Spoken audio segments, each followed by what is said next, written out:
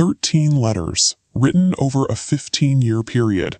This collection of personal correspondence would eventually become a foundational text for the modern world. The New Testament's layout follows a physical logic.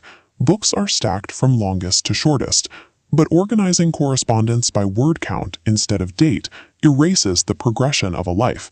The narrative arc gets buried. Viewing these texts as a static library of theology obscures the human story. It hides a man fighting to keep a small, fragile movement from collapsing. Reorganizing these letters reveals a sequence of events across a 20-year timeline, grouped into distinct eras of Paul's life. These were rough, urgent communications scribbled on papyrus. Sailors and runners carried them across hundreds of miles of Roman roads and dangerous sea lanes. When read in order, a visceral biography emerges. We see Paul's perspective shift as he faces a career defined by physical and psychological pressure. In the late 40s AD, Paul travels on foot to plant churches from nothing in hostile mountain passes and rugged territories. Galatians is his earliest response to a threat. He writes with a sense of fury to defend the concept of grace against a return to rigid legalism. Then come 1st and 2nd Thessalonians, raw, emotional letters sent to comfort a community facing sudden, violent persecution. This early theology was built as a defensive wall, drafted in real time to protect a vulnerable faith from internal and external pressures. By the mid-50s AD, Paul reaches Corinth. It is a wealthy, morally complex port city defined by deep social divisions. In his letters to the Corinthians, he addresses lawsuits, internal factions, and arrogance. His most famous descriptions of love were written as direct solutions to these messy human problems. He follows this with a letter to the Romans, a systematic case for grace written to preserve his message before he headed toward the center of Roman power.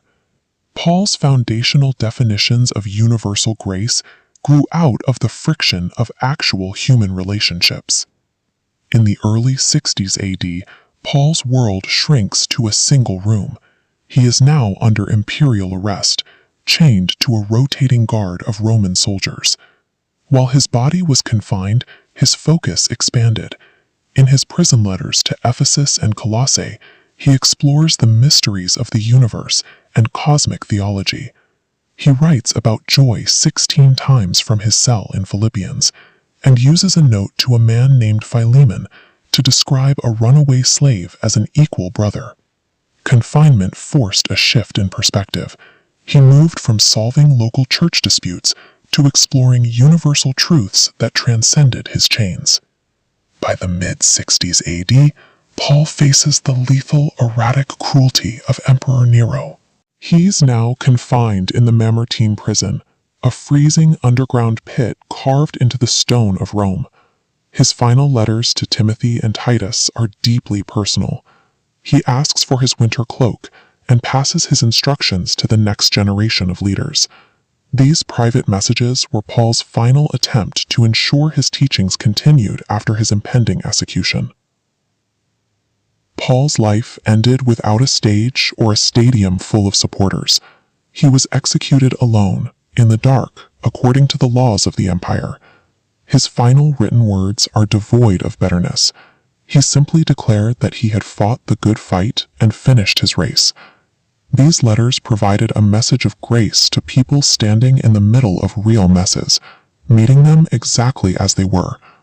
The chronological arc of Paul's life shows a man who defined success not through numbers or fame, but through faithfulness to the end.